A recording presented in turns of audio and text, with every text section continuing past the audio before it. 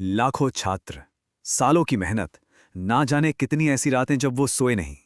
और फिर अचानक एक दिन सब कुछ बदल जाता है। आज हम 2026 के उस नीट क्राइसिस पर बात करेंगे जिसने पूरे देश को हिलाकर रख दिया। हम यहाँ सिर्फ एक एग्जाम के कैंसिल होने की बात नहीं कर रहे हैं, हम उस भरोसे की बात कर रहे हैं जो रातों रात टूट गया। चलिए इस पूरी सिचुएशन को गहराई से समझते हैं। सबसे पहले बात करते हैं इस परीक्षा के असली वजन की, the weight of an exam. हम यहाँ 20 लाख से ज्यादा छात्रों की बात कर रहे हैं। ये सिर्फ एक नंबर नहीं है। जरा सोचिए, ये वो युवा हैं जो एक दिन के लिए, सिर्फ एक मौके के लिए अपने कई साल कुर्बान कर देते हैं।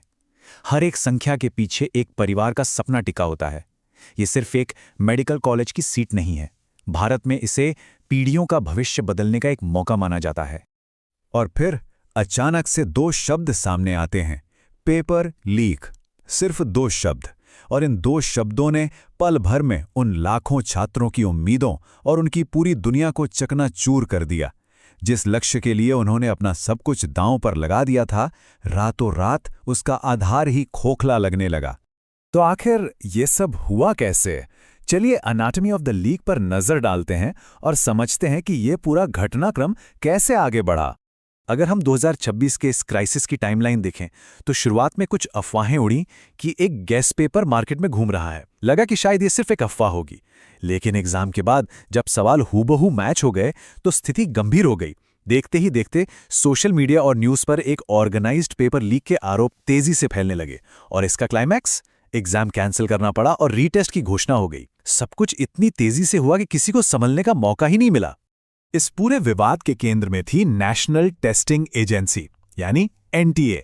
ये वो मुख्य संस्था है जिस पर इस एग्जाम को सुरक्षित और सही तरीके से कराने की जिम्मेदारी थी। जब इतनी बड़ी ढांचागत विफलता सामने आई तो जाहिर सी बात है, एनटीए को चौतरफा आलोचनाओं का सामना करना पड़ा। सिस्टम पर सीधे तौर पर कई गंभीर सवाल खड़े हो गए। लेकिन इन संस्थागत सवालों से परे एक और पहलू है, द इमोशनल शॉक वेव। वो मानसिक और भावनात्मक झटका जो छात्रों ने झेला। हमें इन छात्रों के बलिदान को समझना होगा। ये अपने घर परिवार को पीछे छोड़कर अनजान शहरों के छोटे छोटे कमरों में रहते हैं। कई छात्र इस एग्जाम को बार बार रिपीट करते हैं और उनके परिवार अपनी जिंदगी भर की गाड़ी कमाई कोचिंग की फीस में लगा देते हैं। उनके लिए ये एग्जाम सिर्फ एक टेस्ट नहीं रहता, ये उनकी पूरी पहचान बन जाता है। और ऐसे में जब वो पहचान ही खतरे में पड़ जाए तो एक बहुत ही चुभने वाला सवाल उठता है, जब व्यवस्था ही कॉम्प्रोमाइज्ड लगने लगे तो क्या कड़ी मेहनत का कोई मतलब रह जाता है? ये वो मानसिक थकान और डर है जिसे हर उस ईमानदार छात्र ने महसूस किया जिसका सिस्टम पर से भरोसा टूट रहा था। इसके बाद शुरू हुई इन्वेस्टिगेशंस और साथ ही सामने आए अलग अलग दृष्टिकोण। प्रशासन का एक्शन काफी तेज था। अधिकारियों ने तुरंत जांच शुरू कर दी।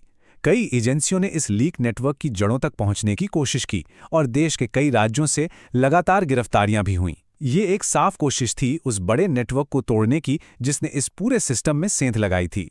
अब इस पूरी कार्रवाई को लेकर दो बहुत अलग नजरिए देखने को मिले।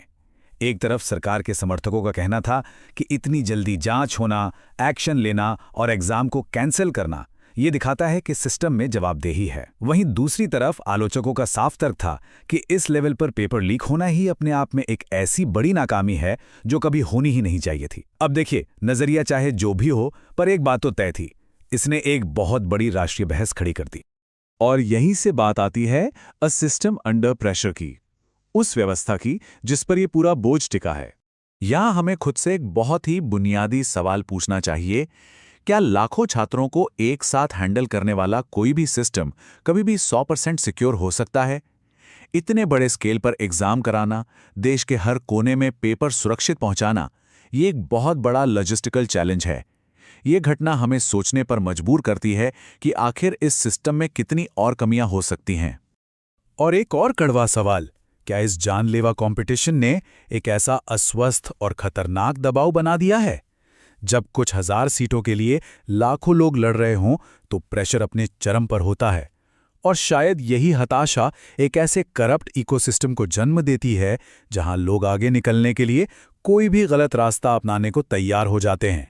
अब आते हैं अंतिम और सबसे महत्वपूर्ण हिस्से पर, रीबिल्डिंग ब्रोकन ट्रस्ट, यानी उस टूटे हुए भरोसे को फिर से कैसे बनाया जाए। हमें ये कभी नहीं भूलना चाहिए कि न्यूज़ चैनलों पर जो डेटा या आंकड़े हम देखते हैं उसके पीछे इंसान है। हर एक रोल नंबर के पीछे एक ऐसा व्यक्ति है जो ढेर सारा प्रेशर, उम्मीदें, बेचैनी और कुछ बड़े सपने लेकर चल रहा है। जब सिस्टम फेल होता है ना, तो सिर्फ एक एग्जाम कैंसिल नहीं होता, वो सारे सपने दांव पर लग जाते हैं। और सच कहूं तो एक नया एग्जाम कंडक्ट कराना उतना मुश्किल नहीं है जितना कि उस खोए हुए भरोसे को वापस जीतना। किसी भी एजुकेशन सिस्टम की कामयाबी सिर्फ इस बात से तय नहीं होती कि उसने कितनी आसानी से एग्जाम करा लिया। असली कामयाबी तो इसमें है कि क्या उन ईमानदार छात्रों को ये भरोसा है कि मुकाबला सबके लिए बराबर था। हम आज की इस चर्चा को इस एक गहरे विचार के साथ खत्म करना चाहेंगे। एक निष्पक्ष परीक्षा प्रणाली सिर्फ एजुकेशन के बारे में नहीं है, ये भविष्य में हमारे विश्वास के बारे में है। ये सिर्फ अच्छे डॉक्टर या इंजीनियर बनाने की बात नहीं है, बात इस यकीन की है कि क्या हमारे युवाओं को अपनी कड़ी मेहनत पर भरोसा रहेगा। सवाल यह है कि हम इस भरोसे को दोबारा कैसे हासिल करेंगे।